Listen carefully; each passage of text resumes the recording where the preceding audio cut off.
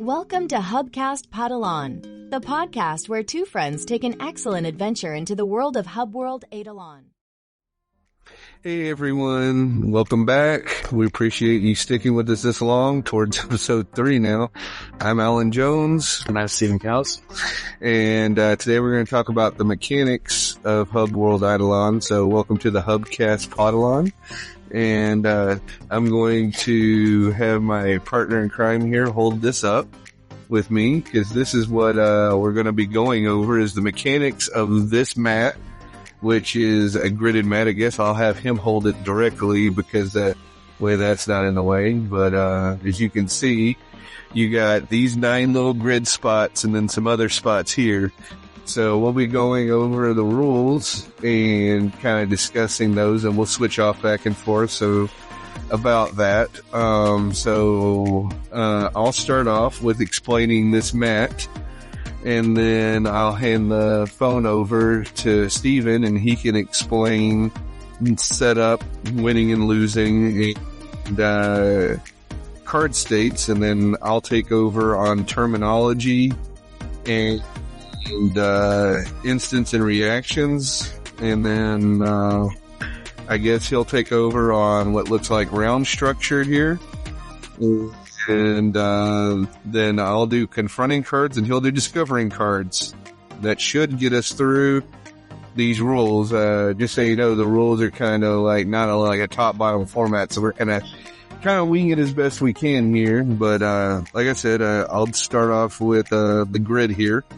So this is the score area. You need 3 agents to win, which we'll go back into later. But those 3 agents are placed here.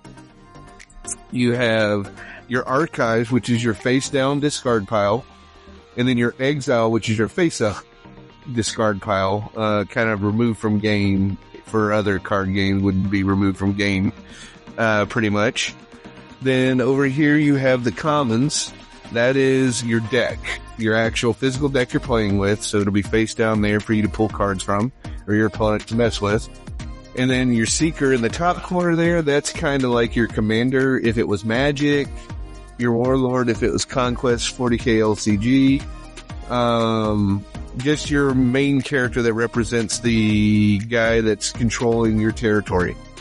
And then you have these 9 spots, these gridded spots. These gridded spots themselves are what they call the grid.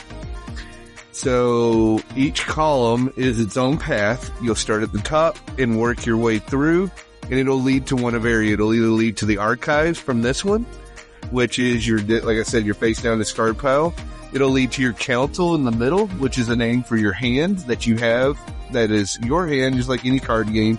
So your opponent doesn't see it unless you get through here, which we'll touch on later. And then this third wave will go to the deck. So your opponent can make their way towards your deck. Do you see these little lightning bolt circles? I'm not sure if you can see the lightning bolt in them, but there is one. Promise you that. These represent the instant windows at each opportunity before going through your path there. So I highly suggest these playmats just because it makes it easier to teach new players. It makes it easier for you to remember yourself everything. You do not need them. They are not required. I've played a couple games before I got these sent in that I had made. So I'm not saying they're required, but they can be very helpful, especially with getting you mentally ready for the game and getting new players to understand the game easier without having a lot more to overcome. So this is the grid. Where it says Hubworld Aidalon here, that is your token pool area. It says you'll put your action tokens, your shards, which is kind of the money of the game, and your heat tokens will all go there. So everything kind of has a place and a place for everything. Not that that isn't like every card game, but I would say, unlike a lot of card games, you can see you use the fullness of your playmat. There isn't a lot of dead space. It should be important to note that each of these 9 grid slots, those are the areas you can play cards into. They'll either be face down, think Yu-Gi-Oh! Trap cards, how I play my card in defensive mode. So, you're gonna have that. or they'll be face up because you'll have your challenges and whatnot, but you're only ever going to have 9 cards in play. So at most, you're only going to ever see these nine slots are what you have to play in. So it limits the game from you having like 1,001,045 cards in play. It helps prevent snowballing, which can be a problem in a lot of card games, and it helps keep everything clear, concise, and easy to follow, I would say, personally. What are your thoughts on that? Yeah, I like it. I think, it's very organized. Especially again, just having the mat, really keeps you centered. But again, like, playing past games like Magic the Gathering where I can just, beat you through a game of attrition rather than, the actual skill or maybe the power and defense of a card, this really limits your capacity, when you're, picking. So I think it also, these 9, playing areas where you can put cards down, like, really makes you think about your choices and we get more cards, right? Like, what cards am I going to put here, that I can replace, in going forward, and, how is that going to change my, how I'm playing in the strategy of it all. I also really like how, again, too, like, the archive section, right? It's like kind of like your graveyard or your discard pile. I like how it's just sectioned off and it actually shows you like the logical route, where your cards are to where they go. And then again, your council is like where your hand is, right in front of you. And then again, you've got your deck itself, or again, your common area. And again, you got your Seeker, and then you got your Exile cards, which are like cards that are completely gone from the game. And again, you've got your nice like scoring area, and then again, right where Hubworld Aidalon is, you got where you can keep your tokens, which I really like how they've got this. Yeah, to me, it keeps me organized. I know without it, I would probably be very disorganized and trying to remember where everything goes. And am I doing it the right way? So. Right. So, just a side note, because I imagine this might happen in the comment section. We're 2 big dudes, so it may look like I'm this small guy and this guy next to me is a pretty tall dude. For the record, I'm 6 feet tall. So this guy is the Jolly Green Giant over here, like Mr. Shaquille O'Neal, and he's a play professional basketball. I couldn't even say that right, man. But, yeah, so, just point in reference. I know I was like looking at it like, man, I come off really small in these images. This is great. No one knows I'm actually 6 feet tall. Like, good Lord. So, but yeah, so. I imagine once we start playing in turn, people will be like, really? Like, cause they're gonna see me and like, they're gonna see you're like 6 foot and I'm like 5 foot or something. Yeah. Like that. And then when they see us in real life, they'll be like, oh my God, you got taller there. Yeah. Like, so I just thought I'd throw that out there, cause if you put it in long enough now, you should get to know a little more about us here and there. So. Oh yeah. I'll hand this over to Steven, and he can read about setup, winning and losing, and card stats, and we'll talk about that. So the setup of the game is going to start by first, again, placing your Seeker, or in this case, your Commander, your Warlord, in that Seeker area. And then again, second thing you're going to do is, from the neutral bank, move those 3 action tokens and those 5 shard tokens into that Hubworld Aidalon section, that you can see. And then next, what you'll do is you'll shuffle your deck or your commons, in this case, and place it, in that common area. And then next, you're going to draw 5 cards, right? So that's a lot smaller than maybe some. Usually some start with 7, but in this case, you're going to start with 5. And this is going to be, again, called your council. So it's going to be your council area right there at the end. But again, you're going to have your cards, in your hand where your opponent is not going to be able to see them. And then, what I really like, in this is you may mulligan by setting aside cards face down, that you don't want from your council. And that, again, are going to be, it's not a full mulligan where, like in Magic and a lot of card games, you just have to take everything and chuck it and hope you get a better draw. Yeah. Whereas in this case, again, the cards that maybe aren't fitting with maybe the dynamic of the strategy you want, because you might have some good cards, you might have some not so good cards that are working well with your strategy. Again, you can kind of take the worst of the worst and leave the best of the best with you. And this also is important, as he's already said with setup, you've seen your opponent's Seeker, because there's different factions in this game. You will know, like, well, these 3 cards would normally be good, but against this guy, I need some other cards. So there is some matchup dependability that helps with your mulligan too, because you've at least seen a color, because we'll get into like it later with like deck building. You could have more than one faction in your deck, but at least you've seen the Seeker. And if you know the Seeker and what the Seeker does, because they're going to have an ability on them. If the Seeker says, punch the guy in the face for 2, you're like, oh, that's an aggro player. If it says, make the guy, look at the guy's hand and make him discard cards, oh, this guy's like a control player. It is insofar as you could say the basic card archetypes of aggro, mid-range, and control exist in this game. I'm not saying they necessarily are a one-to-one thing, because we'll get over in that with deck building and later with other things, but I'm not saying it's a one-to-one, but just for purposes of people that are listening to us right now, if you see what's across the table, you will know what to expect from the matchup, and then your hand will dictate. So what could be a good hand for an aggro matchup is not a good hand for an aggro control matchup or an aggro mid-range matchup. So you will have that prior knowledge of at least what the opponent's Seeker is, and that'll help dictate your mulligan. So a controlled mulligan in that situation is super huge. Oh yeah. So, and again, too, I think it just also makes the game like just a fairer matchup. Cause I mean, if you've ever played any other game, and I know Magic's, since adopted their own, mulligan, rules, I think it just helps have a better, good start off and feel like they're on a better footing, comparatively, especially like when you know someone's not in a fair footing and they make that known to you. It's like, all right, well, you kind of have an expectation of maybe how this is going to go, or, it's just not a fun player experience, for both players, in my opinion.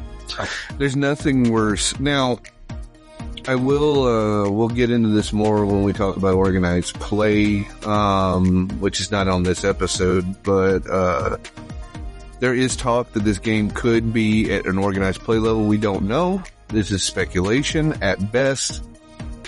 Could be a best of 1, which would be understandable. Most card games are outside of Magic. I think Yu-Gi-Oh's 2 of 3 as well. Magic. I think so as well, yeah. But I think Pokemon's 1. I could be wrong. I don't professionally, or never have I ever professionally played Pokemon. But I think it's best of 1, but a lot of games end up being best of 1 because not all card games can be played very fast. So unfortunately, that means you at best get 1 game. And when you draw a crap hand and you have to pitch it and then you draw another crap hand, it feels the worst, because it just feels like, well, there's no way I could win this, or my opponent, I'm literally going to be struggling to win this at best. So this controlled like mulligan, I feel like supersedes that, because you can at least keep a couple cards that could be helpful and hope for better. Even if you draw badly for those other cards, you're no worse off than you were. You at least got to hold on to what few cards could be helpful in this situation. So I feel that that's better than just rolling the dice. But I will say this, because I was going there and then I kind of off tangent and went circular there. There is talk that this game could also be best of 3, which would be nice, because the game, it is said that once you get good enough at the game that you're not having to think about all the steps and instant window here and then this and then this and then this, and you can it's more fluid for you and organic for you because you played enough games. So which you would expect from tournament structure and organized play, that the game should only take 20 to 30 minutes. So it would allot itself to be a best of 3, which personally, I am a big proponent of. I mean, L5R, which you remember from previous episodes, I said I'm a big fan of. It took an hour to play a game, like 1 game. So at best, it was always a one of. That makes sense. And so I've played tournaments like that. I have no problem playing tournaments with that, but there's certain things where if you feel like you just had bad luck, that losing 1 game doesn't feel like the end of the world. that you have 2 more chances. You just need to win 2 more games. Or if you won 1 game and then you had terrible luck and then lost a second, well, now you got a 3rd chance to pull it out and win the big game. I feel like there's a better play experience for your average player, because once you're like a high level player, you're okay with losing, even like losing a tournament for what it is. You've learned to accept losses. They don't hit you as hard. But for your average or starting player that's going to their very first tournament, is trying to be competitive for the first time ever, that's a hard lesson to come over. So I feel like that lessens the blow. If you're an average player, they feel like they have more of a chance at a given time, because it's never just you have to win that one game. Yeah, and I think too, like, it just helps with the overall player experience. Again, you get kind of that repetition, right? You get to try that against that person or that opponent's deck more than once, which I think really helps too, especially once you've played a game with them. You may, even in the first round, you had fresh eyes on it now or then, but now, like, again, you may understand maybe some patterns, some things that kind of help you maybe play a different strategy going forward. And I think that also just helps. I mean, not even just you, but even your opponent, right? So there may be some things that I think both players get out of it when they're playing in their second or even third game.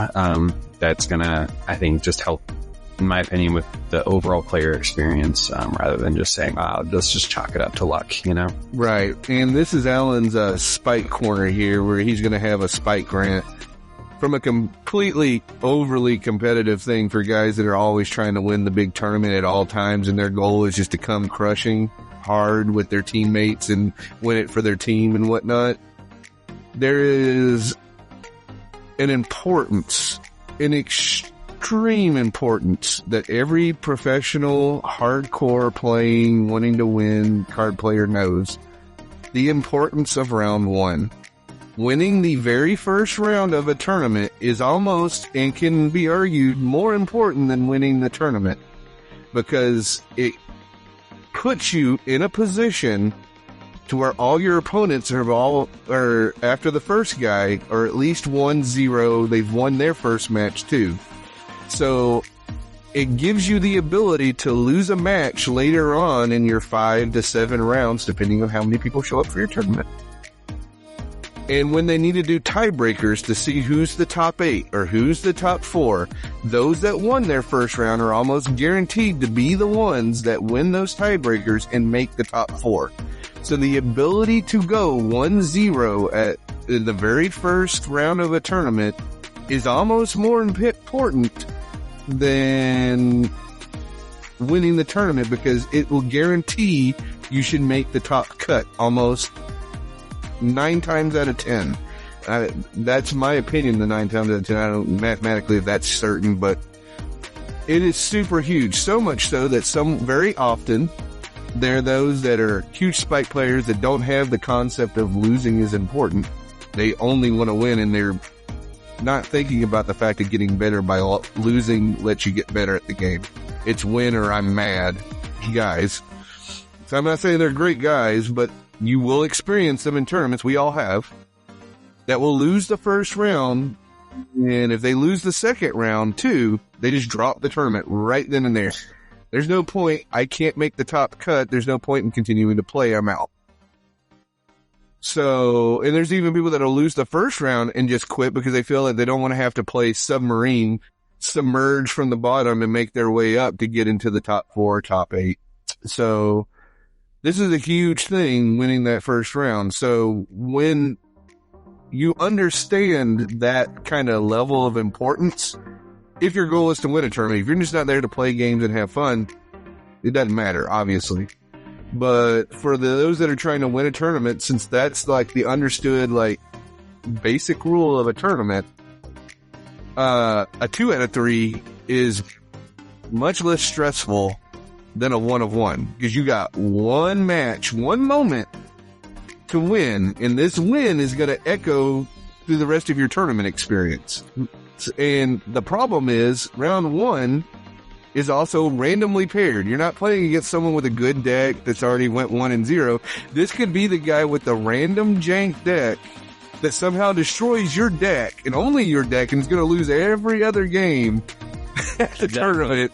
But he got you on round 1 and now you're struggling to get to the top 4, but he's not going to see a win ever again. It wasn't like the deck was like award winning or anything, but it was, for whatever reason, it had cards that just destroy your deck.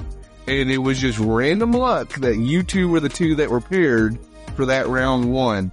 So I feel like 2 of 3 really does a good job of de-escalating that stress in a competitive player's head and giving you more opportunity, because even if you get that one random guy with cards that hurt you, you now know he has those cards that make your day. You can play around it, play a better game 2 and 3, try to get that win. You still may not. It still may not be your day. It still might happen to you, but it feels like you have more control over the randomness of round 1. And that's only going to matter to Spikes. Again, I understand that. I'm not trying to say that was the important thing to take home from a tournament, but it does exist. Spikes know about it. And so I do like 2 of 3 for that reason. Yeah. So hopefully that gets adopted if they choose to go organized play. But we're getting into probably the most important aspect of this, the winning and losing. So winning and losing is really simple. You win if you secure 3 enemy agents in your score area. So that score area, that's nice and wide up on your playmat, right there. Yep. Again, each from a different player in games, with 3+ players, you just need 3. So, but in this case, 1v1, you just need 3 agents from, your opponent. Interesting story. They did tell us how multiplayer would work in this. So in a 3-player game, you need 1 agent from both of your opponents, and then the 3rd agent can come from either. In a 4-player game, you have to score an agent from each individual player. So you can't just all dogpile on one player. That makes sense. So like I have to, like, let's say I'm player 4. I have to get an agent from player 1's board, a agent from player 2's board, and an agent from player 3's board. So should allow for a lot of really amusing tabletop alliances to be generated, destroyed, and whatever, because you have to eventually succeed at grabbing it from everyone. You can't all just pick like little Timmy and go, oh, little Timmy looks weak. Let's all pick on him. Yeah. So you can't do that. So that's, I kind of like that, because that's, in multiplayer, like in Commander, very often you'll see one player just get literally spanked to death right out the gate. When one guy gets a bloody nose, all the sharks smell it. Yeah, let's go right to it. I think that's good. That's a good one. And there is also another way to lose as well. If you run out of cards in your commons or your deck, similar to maybe a lot of other games. You know, if you can't draw a card, then you're out. So that is something to also keep in mind, especially just in the strategy of how you're playing. Maybe don't draw too much maybe sometimes, but you know, we'll learn about it through the card play too, so we won't cover it here, but there is ways that you could be in your opponent's deck making them discard cards. It would cost a hefty penny, but I wonder if there's not going to be like an old money seeker, which you guys will get this later on as we go over more mechanics, that would be like, as long as you're like dropping cards from their deck, get extra resources or something like that. Like their whole thing is just like find and pitch everything to archive, so that way they like deck out. I don't know. It's weird because every card game has like, usually has the proviso. I don't know about, I'm pretty sure Yu-Gi-Oh! And Pokemon do. I can't speak to that, but I think they do. I know Magic and pretty much every other card game I've ever played, if you draw out a card, you're out. Like, that's a thing. I'm not sure if Yu-Gi-Oh! And Pokemon have it. I wouldn't bet the dollars it doesn't do. It seems to be the universal thing. You deck out is a possibility. So there's a wide swath of people that literally just make decks trying to deck you out. Like, they're not even trying to play the game to the normal win condition. They're trying to play to the secondary lose condition. And it's really a popular thing for people to try to do in a card game. There's always going to be those people that I want to make what they call a mill deck. I think that's because one of the first cards that did that in Magic the Gathering was called Millstone. Yep. Grindstone or something like that. So milling became the term for it. But, so most games have it, and some will make some cards that make the players happy. Like, oh, I can add this to my mill deck. It helps. Every company has the mill as a lose condition, like you deck out. They'll even put cards in it that might help a mill deck, but it doesn't seem that any game has gone out of their way to say, we're supporting this as a win strategy. This is something we're actively trying to make sure is competitive. It just always seems it's up to the player to try to make it competitive, but it's never really something the company, on a design standpoint, is trying to guaranteedly do for you. Yeah. I mean, you're always going to have those players that are going to try and do something like that. You know, Right. I just want to see if they can pull that off or get that win condition going. So, Yeah. definitely interesting. But I am going to hand it off to Alan to go over the terminology on cards. And then I'm going to hold up the mat just that way it shows kind of more how that terminology comes into play, especially just on the organization on the mat. But handing them off to start off.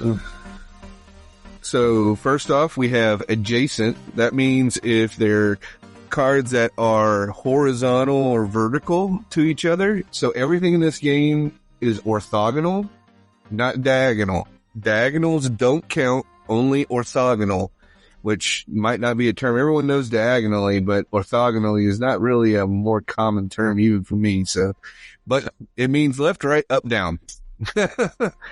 No AB start, but you definitely have the up, down, left, right. So cards in positions diagonal 1 are not adjacent, which is what I just said. So yay me for going ahead and preempting what I'm about to read. Cipher, to secure an agent with a cipher ability. So as you're scoring agents, which we'll get into more as we go over this in a little bit, they might have a trait that says cipher and then blah, blah, blah, blah. Whatever the blah, blah, blah, blah is, you have to be able to achieve that to score them and add it to your 3 agents to win pile. So think of it as an extra cost to take me. I might have a normal cost to take me, but I also might have an extra cost because I'm just that diva-esque that you have to put the brown M&Ms in my dressing room. So, you know. And cipher abilities are active in all game zones, including archives. So even if it's a card in the discard pile or in the deck and it hasn't hit play yet, so it's not technically in play for its in-play list of abilities, cipher is always active. Doesn't matter where you find that agent, it's going to be what's secured. So there we go there. District, each player has 3 district. Council, middle, which is the hand. And commons, which is here on the right, which is the deck.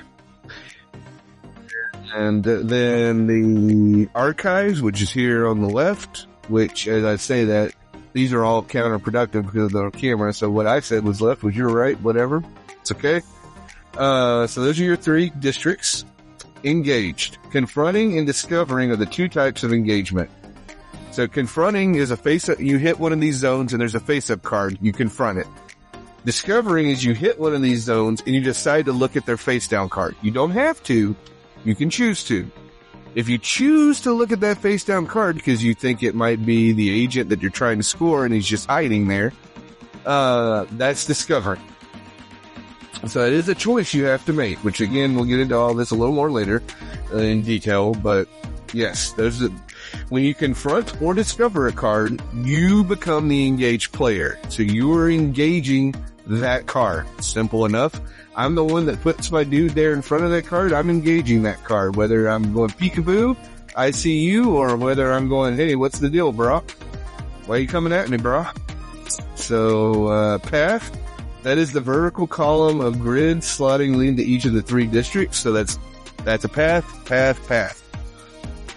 Rival, the other player, or the player to your left in a game with 3 or more players. So your rival is your left player if there's multiplayer, or it's just the only other player besides you in a 2-player game. A row, that's the horizontal grid. So beep, beep, beep. Those 3. Because again, you're only playing with a 3x3 grid of 9 card slots. So it's never any more. So that is, the back is the closest to you. Middle is the middle, and then the top is what they call the front, which is furthest from you. Shift, to shift a card, again, orthogonal only, no diagonal. So if your card was in the middle, you could shift it to the left, you could shift it to the right, you could shift it up, you could shift it down. If it was in this bottom one, you could shift it up, you could shift it left, or you could shift it right. So shift, as you probably got from my examples there, means to move from one grid slot to another grid slot. It has to, again, be orthogonal, non-diagonal.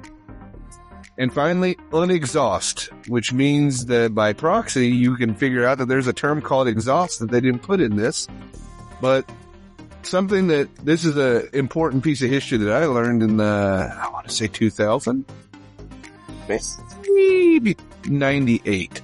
There was a big article that came out in a magazine at that point. Yes, kids, there used to be card gamer magazines. And, it was talking about the fact that you could not use the word tap. Tap and untap, though it's a term all of us use in the card gaming sphere, is actually copywritten by Wizards of the Coast in Magic the Gathering. So if you use that term in your card game, you owe them money.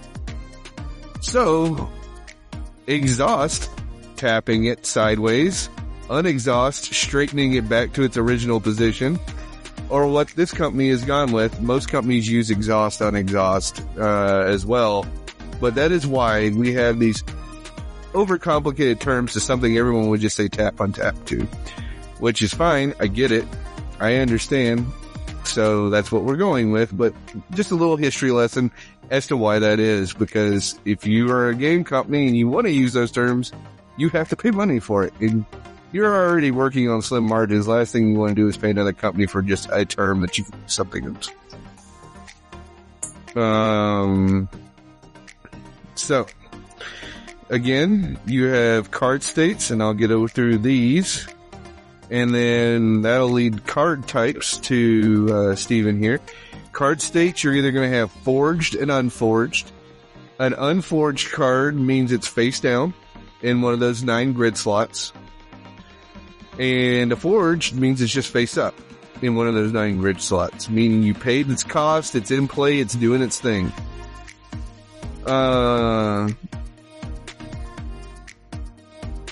Next, you have unexhausted and exhausted, which we went over. Unexhausted is to be straight up and down, normal state of card when you bring it into play. Exhausted is when you turn it sideways, 90 degrees. Representing tapped, for those that know the term tapped, untapped, it's tapped. You may be able to exhaust cards by turning it sideways, showing it has been used for the round. Myriad of different ways, so there'd be different reasons why you would tap or exhaust a card. So with that, I hand over card types, and while Steven gets ready with that, I'll actually try to have the preview decks also. Our obligatory thank you, Team Covenant, for always being awesome, and appreciate these decks that allowed us to play a lot of games and get used to it.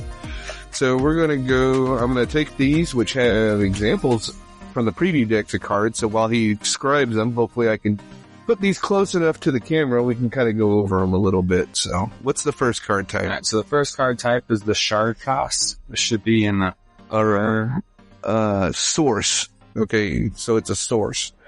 So we got Seekers. These are nothing.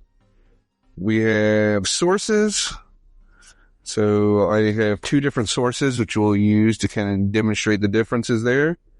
I'll take that. You got 2 different types of obstacles here, which we'll go over in a little bit. 2 different kinds of moments. Then an agent. So let's grab 2 agents.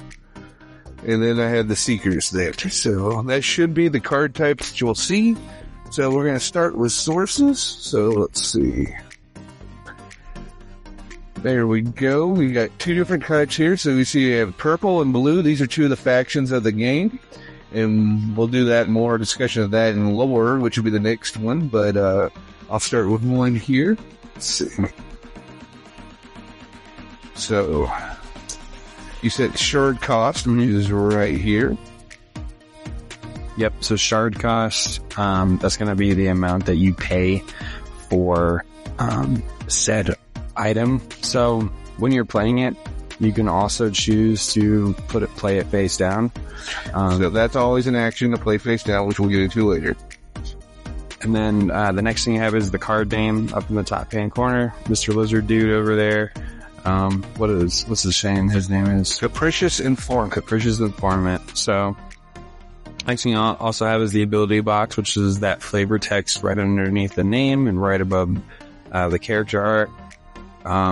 And that's going to have, its own effects right there.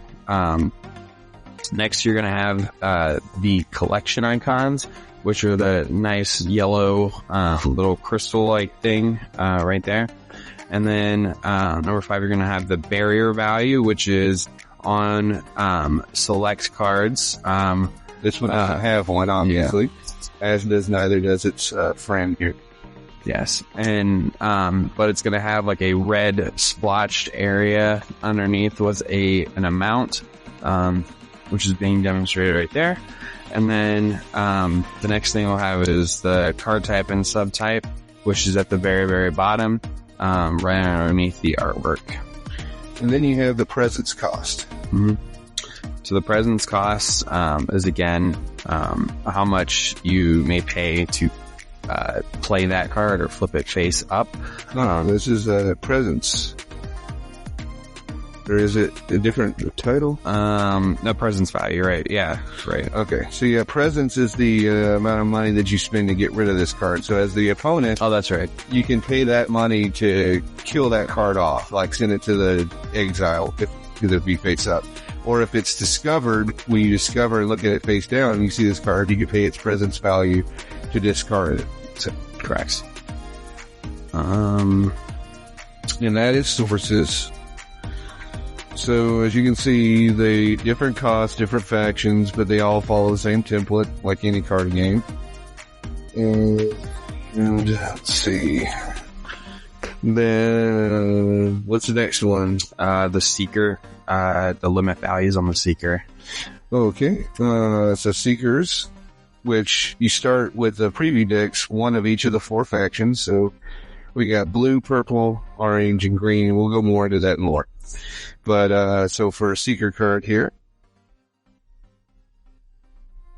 So for the Seeker card, you have your limit values that are on the side, that are right there. Got your green, blue, and, yellow. And that is going to be kind of what you start with. And your limits. Yeah, and your limits for each Seeker. So again, they're kind of your commander, your war general. They're going to be the ones, that are going to have their own unique, limit values to start. So again, depending on which, character you have or which, commander. In all these preview decks, they're all the same. So you start with 3 actions, you get 3 actions a turn. You have a hand limit of 5 and a shard limit of 10. Mm-hmm.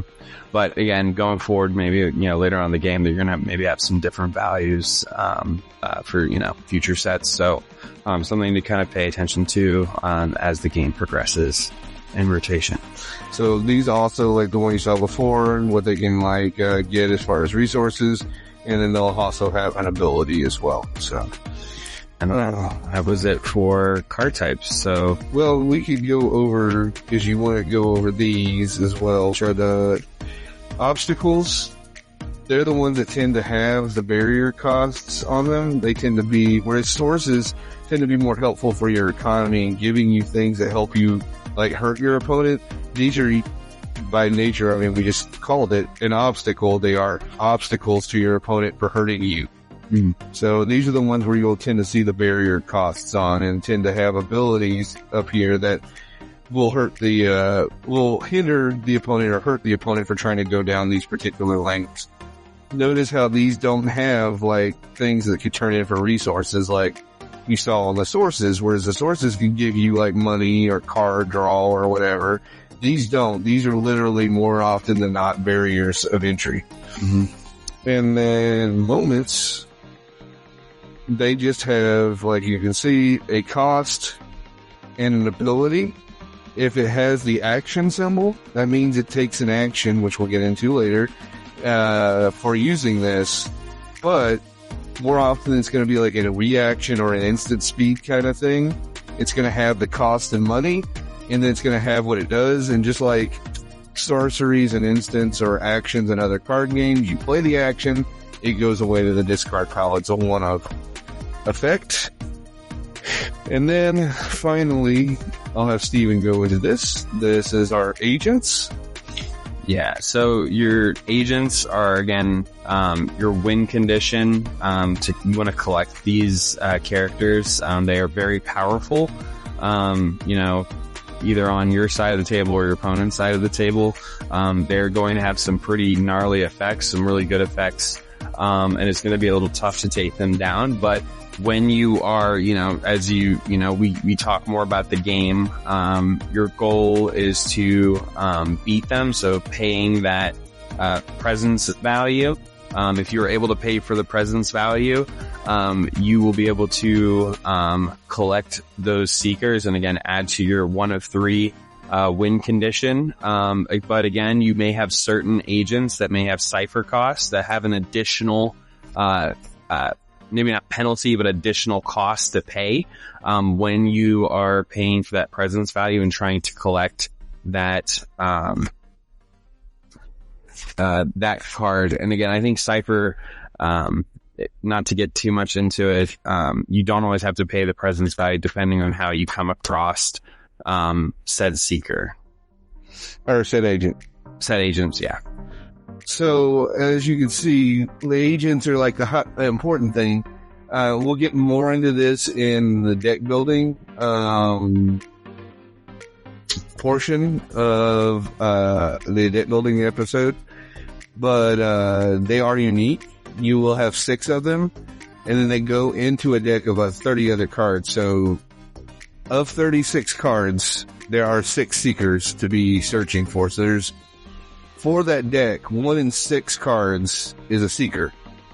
And so it's your job to search the deck, search the hand, search the discard pile to find those seekers wherever they're hiding in the most strategic and competitive game of hide and seek that's ever existed. So, but those guys, there are reasons you would put them into play. They're going to tend to have everything from giving you resources to giving you barriers to giving you all this other benefits. So there are reasons one would play them and put them in play. I know, like, in looking over the Discord community thus far, there's been times where they ask, well, why would I ever put one in play? It's almost like telegraphing my opponent. But there are good reasons you would, whether it's because the seeker themselves is a pain in the tuchus to ever nail down, like Rory and Bug, or you might just have 2 humongous obstacles in spots 1 and 2 of your lane, and putting that at the back end, no one will ever afford to get to it. Because if it costs you a barrier cost of 4 resources to get through the first barrier, and then 3 resources to get through the second barrier, and then your agent has 3 resources to get through him before you even get to his presence cost to score him, that's 10 resources. And as you'll remember from our just a moment ago talking about seekers, you're limited to 10 resources a turn. So you at most are going to start the turn with 10 if you just have the maximum number you can have, which is very unlikely. So, like, in that scenario where you've set up this, like, wall, yeah, your opponent knows exactly where he is. Can he get to him, though? I mean... Yeah. And it can prove to be an uphill battle. I know, like, in playing a couple games, like, even just putting my agents out there to kind of, maybe focus that attention, off of maybe delving into my commons, or my council, or my hand, in this case my hand, or my archives, my discard pile, or my graveyard. I really, I may be trying to throw off my opponent to say, hey, look at this, spend your resources, your time, and your focus and energy on this one agent in this lane. And that way, I'm able to either, tuck cards away or tuck agents away, that, might not be, as, known yet. And maybe I don't want them to. So I think there's, again, a lot of complexity, to this game, that we'll definitely cover, more, later on with the, what we like, but I really like that you can kind of hide maybe your agents and your discard pile, your hand, your cards, your deck. So that way I am constantly putting my opponent, through, the strategy of how do I, find these agents, especially with enough time, again, with that, hey, I only have a limited amount of cards in my deck. How am I going to get, 3 out of 3 seekers, for my win condition before my opponent does, right? Because we're both trying to get each other's agents. So how am I going to find those agents, in a timely manner or before, my opponent does? So for round structure, you have one main phase. It's a shared turn structure, which is more modern card design. I actually love that in comparison to like Yu-Gi-Oh, Pokemon, the old school of card design where I take my entire turn, then you take your entire turn. Inevitably, as again, this is the spike corner here. Not that we have anything against anyone else, but inevitably in a tournament, or at least one for every turn, there's one guy at every tournament that you're hoping not play against as a spike player who, for no reason or no problem of their own, maybe 1 in a million is doing it on purpose, but most aren't. They are who they are. And that's fine that they are who they are. But they take ungodly long to think through their turns. And you will be sitting there knowing exactly what you're about to do on your turn once they give up their turn and it's back to you turn. But you gotta wait through 10 to 15 minutes while they just stare at their cards like they're planning to write the next novel for, the Lord of the Rings trilogy or something. Like, I don't know, man. It's bad. And again, they're not doing it on purpose and it's not intentional. Well, most aren't doing it on purpose. There's probably some guy that's doing it on purpose but most aren't. Yeah. That's just, it takes them a while to think. And so I don't want to begrudge them or belittle them in that way because it takes all kinds. But it can be frustrating when you have this my turn, your turn structure for that to happen, because to get through an entire turn where they're slowly trying to process through their information and make their decisions, it could take an awful lot. However, when you're in a shared turn structure where we're taking the turn together, I do something, you do something, I do something, you do something, them taking a little bit longer does not feel as bad. Them taking a minute instead of 10 seconds to 30 seconds to come up with something feels a lot better than a 5-minute turn taking 15 minutes. You sitting there knowing exactly what you gotta do, waiting 15 minutes versus waiting 1 minute, the uncanny valley between those two is like a huge difference. Because even in Soulforge Fusion, which was a shared turn structure, we've had those players that took a little bit longer, but it never felt as bad as like Magic or whatnot, because them taking longer was a difference of seconds versus the difference of like huge swaths of minutes. Oh yeah. And I think too, it helps with that experience, that player experience, not only for you, but, for your opponent, as you're playing together, because that, right, if I make a play, right, I might have had an initial thought, but hey, I might need to quickly, reconsider, because, it's kind of tit for tat, in essence. So I might have had a route or a strategy, but, I can, pivot. I may need to pivot, and that's going to help me, in my decision making. But again, it always feels very fluid and quick, comparative to, again, you play your turn, then I play my turn, and again, I may have already had my next turn, played out. So starting with the first player and going clockwise, because again, they're focusing these rule sets to be multiplayer minded in case they need to, but obviously first player normally in a 1v1. take turns performing one action from the list below. So you have like 3 little action tokens, which have like a colorful ready side and then a blank kind of doled out, like I've been spent side. You technically could do it with dice. We've used dice in our playing, so I'm not saying you need to use these action tokens. I would imagine in a term of scenario, you should use the action tokens. That way it's all above board. No one can say you've messed with the dice or cheated or, everything's more above board using the tokens that the game designed to be used in a way that is correct. So I would err on the side of having action tokens in a tournament, but that's a lot going much deeper than this game's doing right now. You have 3 action tokens. You will flip them over to show you've taken your action. And so I take my action, my opponent will take an action, and it'll go back and forth. And when we talk about deck building in more like strategic level play in a future episode, I'll really get into some nuances of that with Steven. We've had our thoughts. I'll say that much. But you can do one of these following as an action. These are your choices. 1, you can just gain 1 shard. Now, mind you, you start with 5 shards. As you saw, a lot of those cards could cost 3, 4, 2, 1. Some will be 0, but from our experience, at least from these preview decks, there's a lot of 3s and a lot of 2s going on and an occasional 4. It's more. So again, you get 2 2s, you got 1 money left. You get a 3, you got 2 money left. You can't even buy another 3.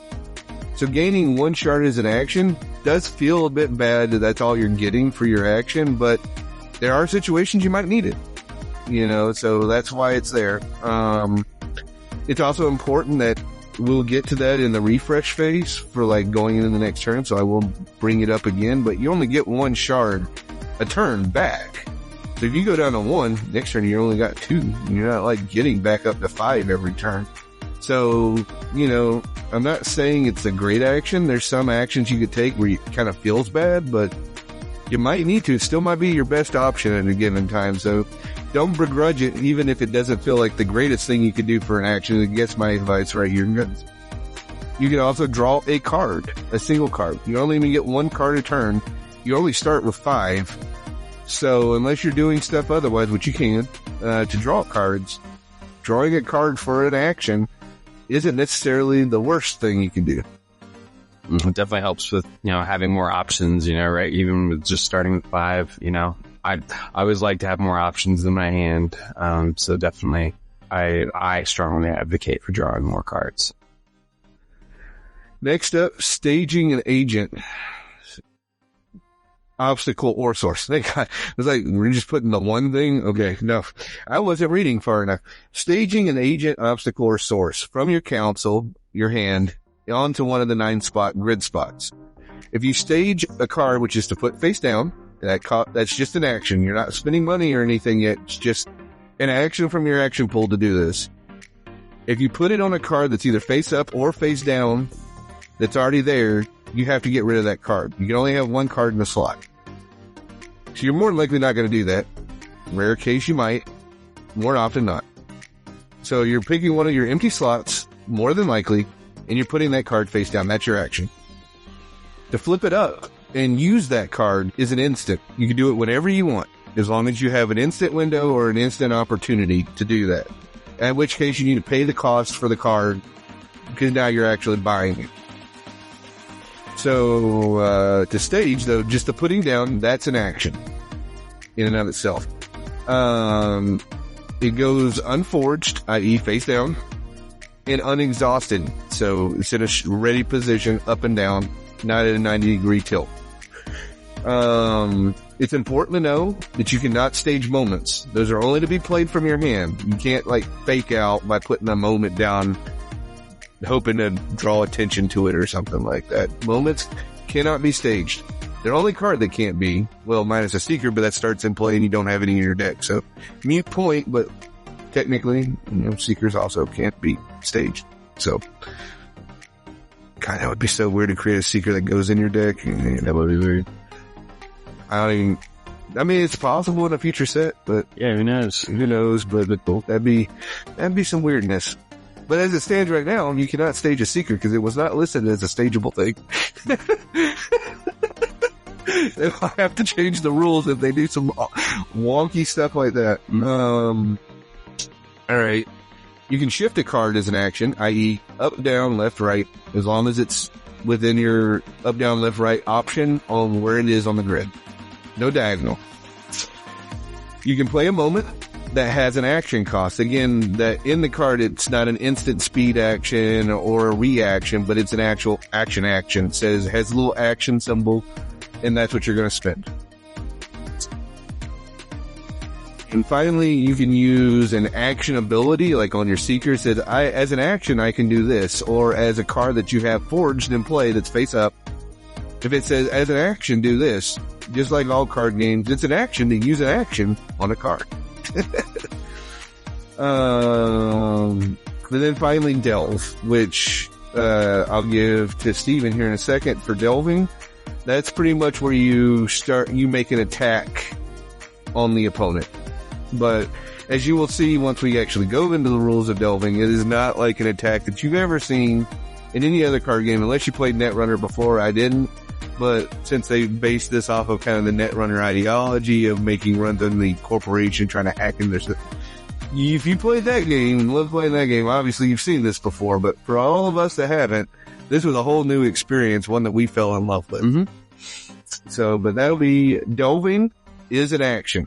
So again, you only get 3 actions. So first player takes one, second player, first player, second player, third player takes his final, second player takes his final. At which point we go to the refresh phase, which is the second phase and only other phase of this game. 2 phases. Isn't that crazy? Not a lot of stuff to have to memorize for this. Very simple. Nice. Once all players have spent their actions, each player simultaneously does the following. So it's simultaneous. We're both doing it. We both refresh our 3 actions. We both gain 1 shard. If you have more than 10, you discard back down to 10. You draw a card. If you can't, because your common is empty, you lose.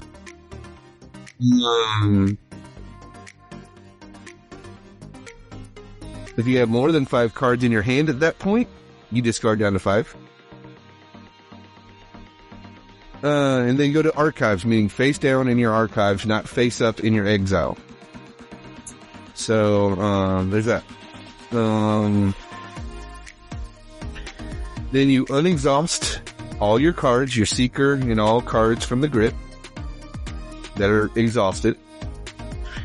I pass the first player token to my opponent, who becomes the first player in the next round. So they'll take the first action, and I'll take the second.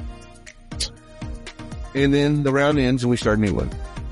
So it doesn't list here, so we'll have to, I'm sure someone will correct me in the comments, but I'll ask Discord after we're done with all this, just so I know personally, but, it does not say how you handle if both players have no cards and both players would, lose out on the same draw 1 card.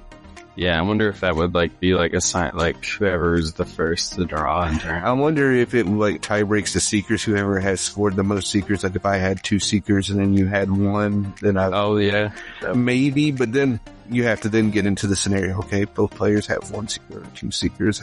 How do you tie break further?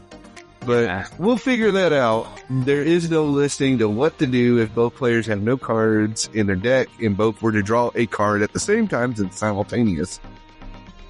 And they would both lose out. Who technically loses, because in a tournament you gotta have to know that one. Sure. Because there has to be a winner and there has to be a loser. Otherwise we're just staring at each other or I guess they both draw, and then you have a 0.5 system in your tournament, like organized play, which could be fair too. I don't know. We'll find out. So cool beans. So that's the refresh phase, and with that, I will mention instants. Instants happen at instant speed. They can include forging a card, flipping it face up, and paying its cost. Collecting a Seeker. A forged agent or source card. Playing a moment card with an instant cost. or using an instant ability on a forged card. If multiple players are trying to perform instants at the same time, we have avoided the Magic the Gathering stack. Thank God. That is convoluted, frustrating for new players to learn, and at pro players it can be very frustrating just in general too. The instant window is used during a delve. Start with the defending player who has the first option to play instants. If it's not an instant window during a delve, then it is the active player, the first player, turn player, that gets to start doing instants if you're both trying to do them at the same time. Mm-hmm.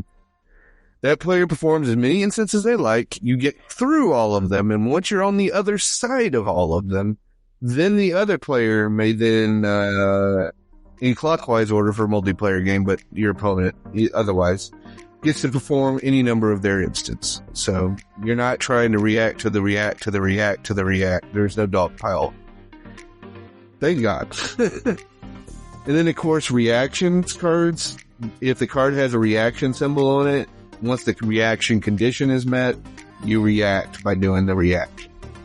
I mean, I can't get more simple than that. So I will hand it over, and we'll go over delving, the most important part of this game and what makes it unique versus other card games in the genre. So right now. Yeah. So delving, probably the thing that makes this game so unique. When you delve, you cannot delve for the first action of the game. So when first turn of the game, you're not going to be able to use this mechanic. But again, this is for both players, right? Their first round or first turn.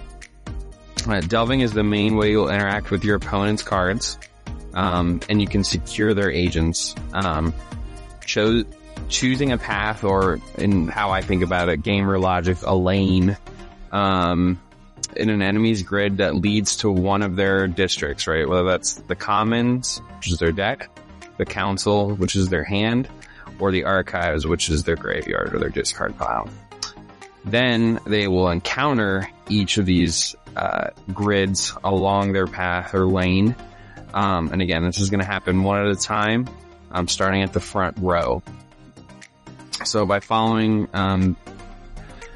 a certain step or approach, when they approach, certain abilities may trigger on a grid slot, depending on what that card may have to it. And there's also going to be an instant window that the defender of the delve may go first in this window. So it could be forged or unexhausted cards.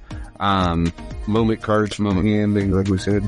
Yeah, forged or exhausted cards, whether they choose to bypass or confront that card. Maybe it's just an empty grid slot, so we just pass right on through to the next one. And what's great about these play mats, as you can see, is it lists the instant window. So you have instant window, then you have the card. Instant window, card. Instant window, card. And these, again, might be blank, so there's nothing to do once you hit this slot. But at least you know where your instant windows are. And then one final instant window where you successfully are hitting your target before you hit the target. Well, in this situation, it's the archives, but it could be the deck or hand. There's always an instant window after you made it through the 3 before you get into the final spot. Exactly. So, let's just say, for example, you reach an unexhausted forge card. That is going to trigger a confrontation or a confronting card. So, when that happens, during a delve, you may confront the forged cards in the defending player's grid.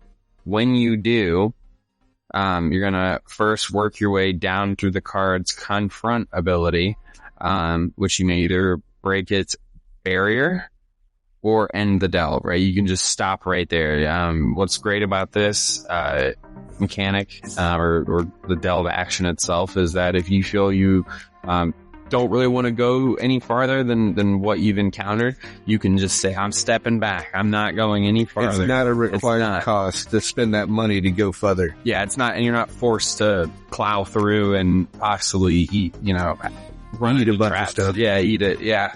So that's really nice. I really like that, that's kind of laid out there. And then again, you may finally either break the card's, presence to secure that, right? That's kind of maybe some of the goals, right? Or maybe we're sick and tired of our traps with those barriers, being in our way. So we just want to get rid of them because maybe, there's something we need to get to, such as an agent, that's in our, path. So let me, find one real quick. So very often the card's barrier cost is not as much as its presence cost. So like, for instance, this one here has a barrier of 2. So every time you hit its slot in the grid, you have to pay 2 shards to go further. So after you pay the 2 shards, you could pay its presence cost here, which is 3, to get rid of it. Now, maybe you don't have 5 shards, so you can't afford to do that. But it's also, it's one of those decisions. Is it better to pay 5 now to get rid of this? Or pay 2, then 2, then 2, then 2, over the turns, constantly having to get taxed out by this card. And this card does other stuff besides just being a barrier with presence. It's going to have other abilities that may be annoying too. So everything has you gotta judge and make these choices. Like, you're going to have to pay the barrier, or you're going to have to stop before you pay the barrier. Or if you cannot pay the barrier, you are forcibly stopped in your delve there. Because remember, this could have been face down.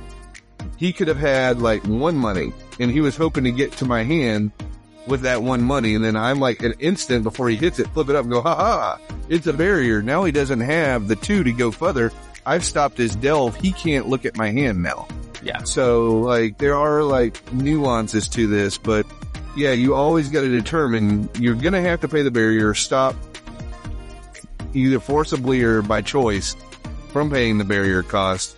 And then you'll have a choice at presence. And then, so there's a lot of really interesting micro decisions that you will make with this. Yeah. And kind of what you've been, said, or kind of alluding to that discovery, right? The discovering of said card have its own discovery effects.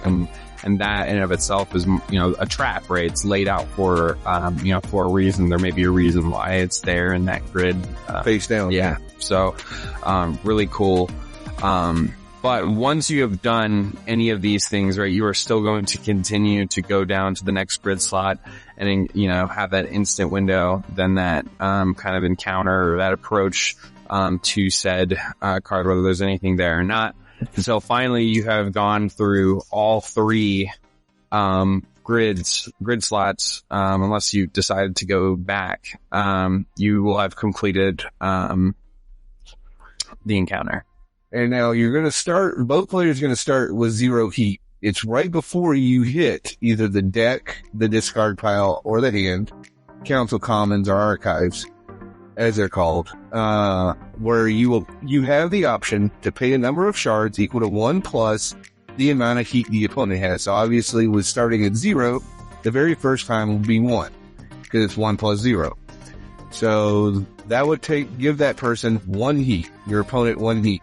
That means you get to look either at the top card of their deck, 1 card at random from their hand, or 1 card at random from their face down discard pile, the archives.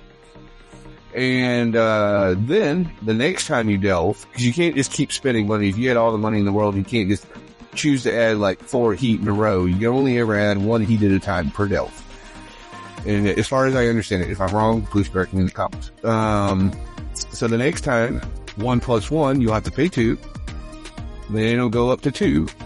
At which point, now I get to look at 2 cards in either the top 2 cards of the deck, the top 2 random cards from the hand, 2 random cards from the face down discard pile. And then it goes to 3, which will cost you 3 money. 2 plus 1. So pretty much whatever you're turning the heat to, that's what you gotta pay the money for. To get to 3 heat, you pay 3. To make them go to 4 heat, you pay 4. from all the games we played, and then all the games I played against other people, I don't see Heat ever really getting to past 5. Like 5's like godsend. Like it's hard to get to 4. Unless you have something you're doing extra to add more heat outside of the normal delve, pay money scenario. Cause it's, again, you start with 5, you only get 1 a turn. Yes, there's ways to gain economy on the board state. I'm not saying there's not, but paying 4 and 5 is a lot. Especially after you went through 3 cards to get to that point where you could pay heat. And even then, you need money because any cards you see in the deck, the hand, or the discard pile, if you want to get rid of them or you want to score the agent, which you need 3 of for the victory condition, they have a presence value. They will cost money. So if you have 5, you don't necessarily want to give them 5 heat. You may want to look at 4 cards and have that 5 money in case you see an agent to score it. Yeah, you got to make sure your finances are in order with your shards, and with that 10 shard constraint, right? Like it just adds to that extra. Yeah, you can't be a control player like, oh, this turn I'm going to purposely do nothing and get up to 20, and the next turn I can go bloop, bloop, bloop, bloop. No. Yeah, so I really like that. Because control players will always try to manipulate the resources to have a blowout turn. But you can't do that in this game. Not easily. Not like you can in other card games, I guess. At least not that I've seen. Again, we're playing with preview decks for a game that doesn't even exist yet. It's coming in like 2027, they say, but it doesn't exist yet. So with the limited knowledge and experience we have not seen it even remotely possible to be going all gangbusters to 20 a turn and blow it out on whatever you're doing. Maybe one faction will be able to do that once we see the entire card pool. I don't know. But not as it stands right now with what we've seen. Is that even remotely a chance of heck? Yeah. I think you and we were just happy if we could end up with like 8 shards in a turn. We're like, we're not even at the cap. We're just like, oh, we're rolling in the money. Oh, yeah. Yeah, we're celebrating. Yeah, 8. So, yeah. So, the only important thing to mention, because I interrupted him there before he could finish, is we've gone over the fact of what you can see. Cards looked at the top of the deck, or any card that you look at, when you're looking at 2 or 3 or multiple cards, you do them one at a time. So I'll grab a card at random from his hand, a card at random from the discard pile, or the top card of the deck. We'll flip it up. We'll go over whether I'm going to get rid of it or not for what, et cetera, whatever it does. Then it's put to the side. Then we go to another random card, or the second card off the top of the deck. And we do that until we've completed however many cards the heat requires. So you have to make these decisions. You don't get to look at all 4 cards in their hand or all 4 cards in the discard pile and go, oh, I want to spend my money there. You're making the decision one at a time. So you might see a card that's like, man, I really don't want them to have that card because it'll help them get more resources or whatnot each turn. But also, I haven't seen 3 other cards and there could still be an agent there. Do I spend my money here? Or do I keep pressing my luck? So, again, micro decisions. And any card in the face down archive, which is the discard pile, the face down ones. Because any card that was face up when it was discarded goes to the exile pile. So you're not, consider that removed from game. You're not interacting with it once it's in the face up exile. But in the face down discard pile, when you delve onto it and looking through those cards, they cost 0 money to get rid of. So if you see a moment, you can get rid of it. Normally you couldn't get rid of moments when you see them in the hand or the deck. They're just, oh well, you see them, can't do anything about it. They don't have a presence value. I have asked, and as far as I've been told, you can get rid of them for free from the archives, so that way they're not gumming up the archives with moments, because otherwise that could be problematic. Oh yeah. However, also any card like obstacles, sources, agents that are found in the face down archives are also free. So you have to pay their cipher cost if they have a cipher for an agent. But other than that, they are 100% free to score your agent or to get rid of for obstacles and sources. So that is one slight tweak difference between the archive delve versus the other 2. You can't get rid of moments from the other 2.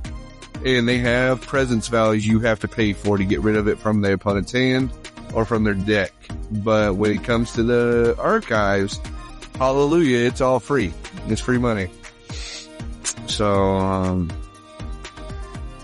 that we're already an hour 15 in, so I guess we'll make some quick comments about what we love about this game. I love the non-aggression feel of this. I'll give 3, and I'll give it over to Steven there. I love, 1, the non-aggression feel of this game. So when I'm teaching new players, it doesn't feel like I'm whomping on you, or I'm hitting you, or I'm hurting you. I'm not aggressively attacking you. The Coin Team Covenant, it feels like a game of hide and seek.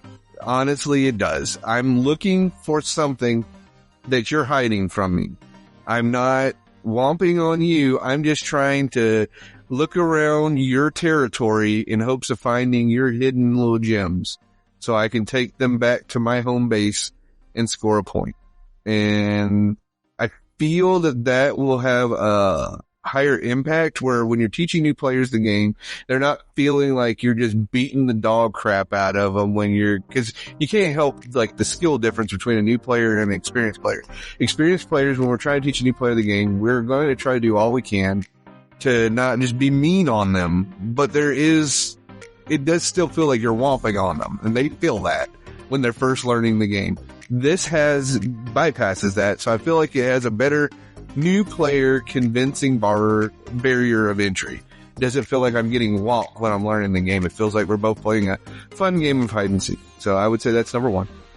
Number 2, because of the fact that I can play cards face down, cards that discard that were not face up go to a face down discard pile, and that you're interacting with my hidden face down hand of cards and my face down deck that even I don't know what's in, because it's been shuffled and randomized. There's multiple areas of unknown information that both you, as the person that owns the deck and is playing the game, and your opponent, where you know where some of it is because you put it face down or discarded it or have it in your hand, know where it is, that you're having to suss through. And I think that all that hidden information, way more than any other card game, where I'm just going, what are the 5 cards in your hand right now? Okay, you've already played this card X many times. You don't have any more copies of that in your deck. You're probably playing with this card and this card. I've seen 1 of them and 2 of them. So the chances are, I can sit there and I can almost, when you're playing at a higher level, know the odds of what's in your hand time and play with those odds. This is not that. This is so much more like difficult to suss through the weeds of.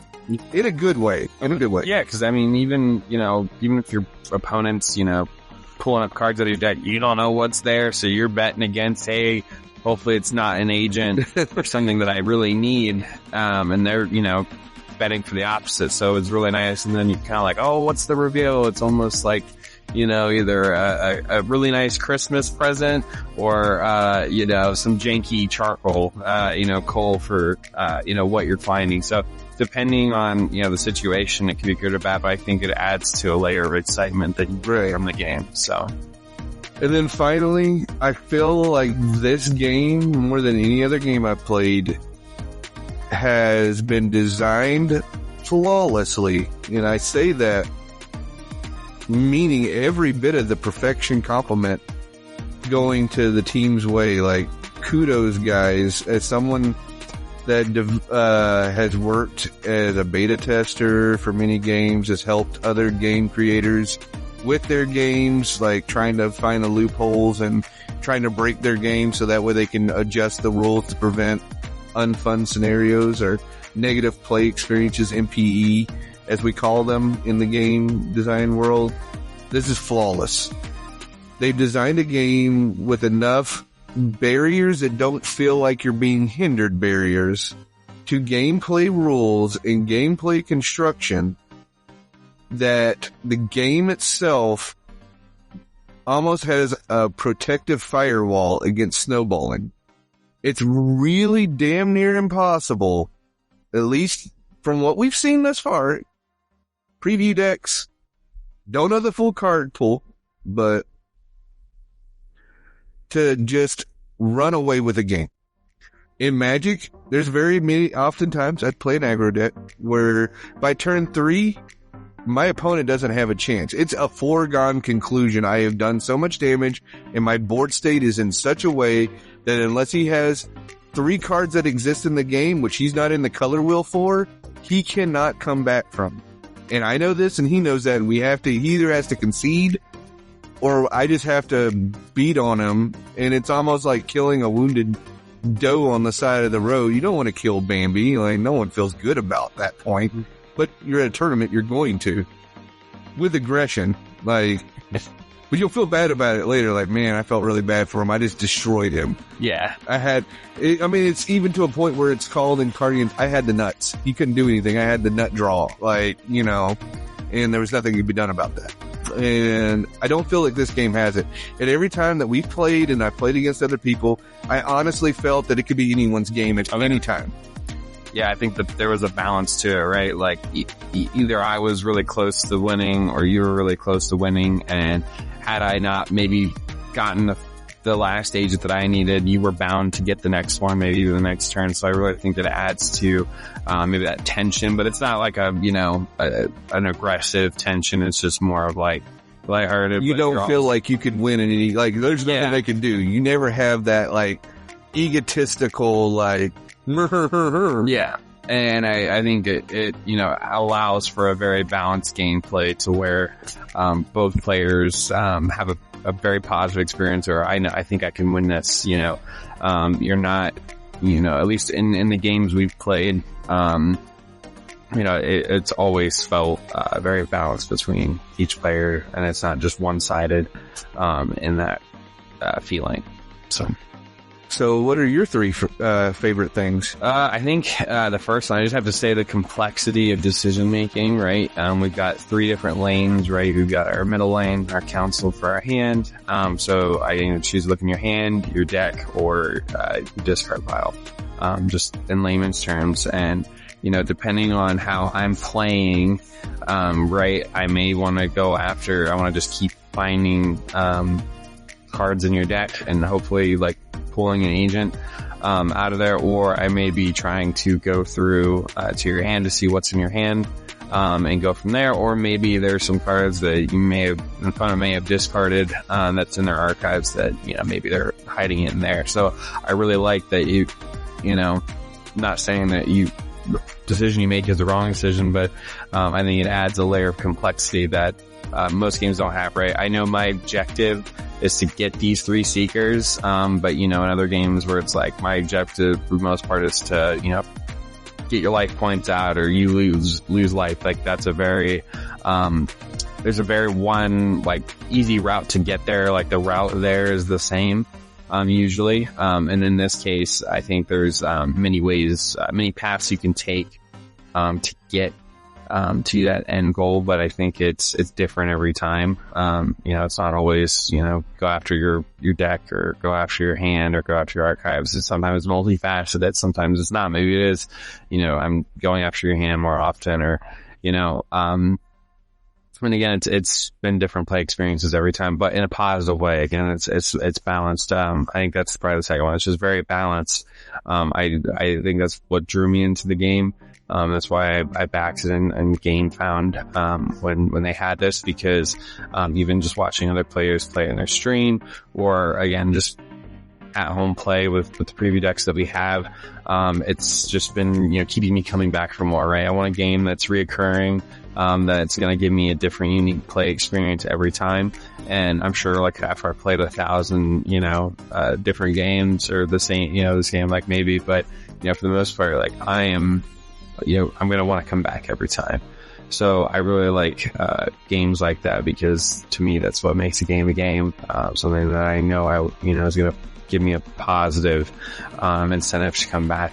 And then again, too, again, just the price point of it all, and the way in which I know that there's future layers of complexity, maybe, or mechanics that can come out. I really do see a nice blueprint to kind of how they have the game set right now, and maybe where we can delve into things later on, whether that's stuff with the archives or the graveyard, or stuff with your hand, or maybe some interactions with your deck or the commons area. I really do think there's a lot to be had, and a lot of future development or potential that's going on with that. So again, with the price, as we rotate into the new sets in the future years, I think there's going to be a lot of nuances to things, and things that are going to, I think, just keep making the game more and more fun as time goes on. And I just can't wait. Like, I'm so eager. I want, I hope, hopefully they can say, hey, we can actually bring this game to you even sooner. But, again, until then, I guess I'll just be, kind of, holding my breath a little bit, before we get there. So yeah, I agree. Definitely I would have responded to that last one, but I think we'll get into that with the deck building on like the more complexity of the game. So we'll save that for then, especially now that we're almost an hour and a half into this one. So, thank you guys for sticking through this one. That's probably going to be our longest one, but I mean, you can't help it. You got to read through the rules. And so, I mean, that's going to take a little extra bit. So, we hope you enjoyed it. We're excited about it. And in our next discussion, we're going to talk about lore. Thanks. Thank you.